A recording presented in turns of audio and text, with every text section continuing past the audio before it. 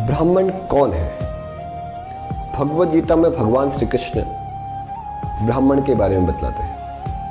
पहले तो वर्ण व्यवस्था के बारे में बताते हैं कि चातुर्वर्ण्यम मया सृष्टम, ये जो 4 वर्ण है ब्राह्मण क्षत्रिय वैश्य शूद्र, ये सब मेरे द्वारा जिनकी सृष्टि की गई है। उसमें ब्राह्मण कौन है?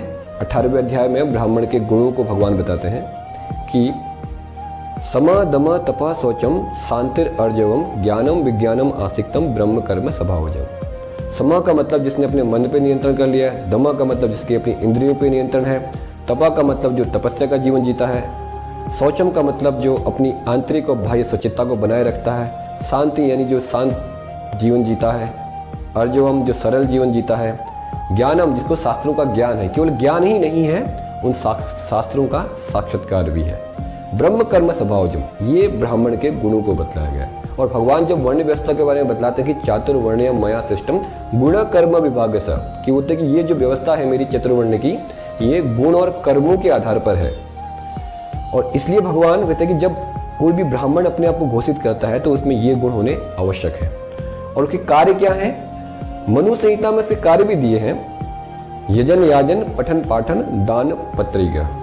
यजन का मतलब वो खुद भगवान की पूजा करता है और दूसरों को पूजा करवाता है, शास्त्रों का अध्ययन करता है और दूसरों को शास्त्र पढ़ाता है, दूसरों का मार्गदर्शन करता है, दान ग्रहण कर लेता है, जब आवश्यकता से ज़्यादा दान उसे प्राप्त हो जाता है तो वो दान को बांटता भी है। तो इसलिए ये ब्राह्मण के गुण हैं और ये ब्राह्मण के कर्म है।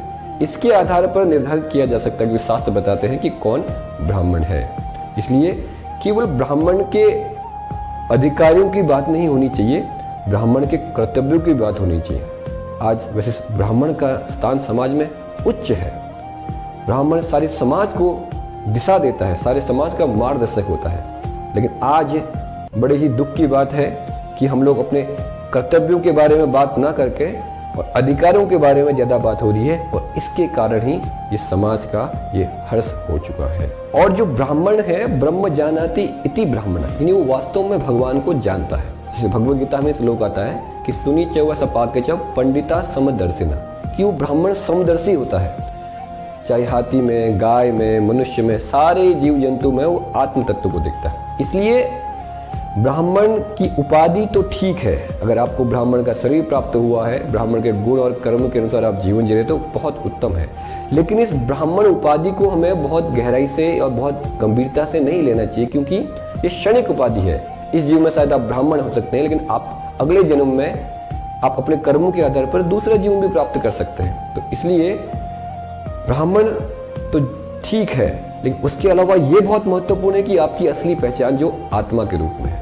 और जब आप अपने आप को ब्राह्मण से कम और आत्मा से ज़्यादा पहचानते हैं, तब आप सभी लोगों को आत्मा के रूप में देख सकते हैं। और ये समाज को तोड़ने का जो कार्य किया है वो केवल इस ज्ञान के अधूरे भाग पे, केवल वर्ण व्यवस्था पे ध्यान देने से, उसके कारण हर कोई अपने आप को वर्ण से अपने आप को आइडेंटिफाई कर रहा है। जबकि वास्तव में जीव स्वरूप है कृष्ण नित्य दास, यानी हर एक जीवात्मा भगवान का दास है। और हर एक जीवात्मा, चाहे वो ब्राह्मण हो, क्षत्रिय हो, वैश्य हो, शूद्र हो, या चांडाल भी हो, या पेड़ पौधे क्यों न हो, या जीव जंतु क्यों न हो, सभी लोग आत्मा है। तो इसलिए हम सभी को यह गहराई से सोचना पड़ेगा कि हम लोग आत्मा हैं, और ये उपाधि हमारी इसके बाद आती है। जब हम आत्मा के रूप में अपनी पहचान करेंगे और तब हम आत्मा के रूप जब सबको देखेंगे तो सबके प्रति हम सम्मान पूर्वक हम उनको दूसरों को भी सम्मान दे सकते हैं। और जब हम आत्मा के रूप में अपनी पहचान करते हैं और सभी लोगों की, चाहे वो ब्राह्मण, क्षत्रिय, वैश्य, शूद्र,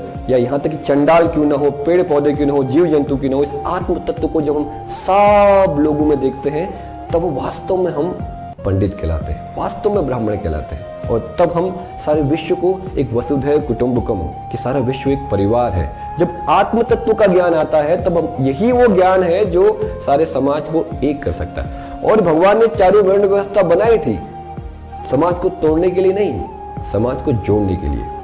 ब्राह्मणों जहाँ समाज को गाइड करता था, क्षत्रिय जहाँ प्रजा की रक्षा करते थे, वैश्य कृषि गौ रक्षा और व्यापार किया करते थे, और शूद्र इन तीनों की सहायता करके सारे समाज में एक कॉपरेशन की भावना थी, कंपटीशन की भावना नहीं थी, एक दूसरे को ऊंचा नीचा दिखाने की भावना नहीं थी। जैसे आप इस शरीर को ले लीजिए, शरीर में जहाँ सर को ब्राह्मण बोला गया है, हाथों को क्षत्रिय बोला गया है, उदर को वैश्य बोला गया है, पैरों को शूद्र बोला गया है, तो आप बताइए कि शरीर में कौन से अंग की आवश्यकता नहीं है या कौन सा अंग ज्यादा महत्वपूर्ण नहीं है। ठीक है, मन जो सर है आपका सबको गाइड करता है, लेकिन हमें पैरों की जरूरत है, हमें पेट की जरूरत है, हमें हाथों की जरूरत है। उसी प्रकार से हमारे समाज में अपने कर्मों के आधार पर जो देह हमें प्राप्त हुई, इसके अनुसार जिसको जो देह प्राप्त हुई है, सबकी आवश्यकता समाज में है। इसलिए अगर हम समाज को एक करना चाहते हैं, वसुधैव कुटुंबकम भावना को सार्थक करना चाहते हैं, तो हमको अपनी जाति की उपाधि पे कम और आत्म तत्व के आधार पर, आत्म तत्व के ज्ञान पे ज्यादा ध्यान देना पड़ेगा। तभी हम समाज को एक कर सकते हैं। और यह कार्य, यह जिम्मेदारी ब्राह्मणों की है, यह कर्तव्य ब्राह्मणों का है कि सारे समाज को शिक्षा दे, सारे समाज को मार्गदर्शन करे, तब ब्राह्मण ब्राह्मण कहलाएगा। हरे कृष्ण।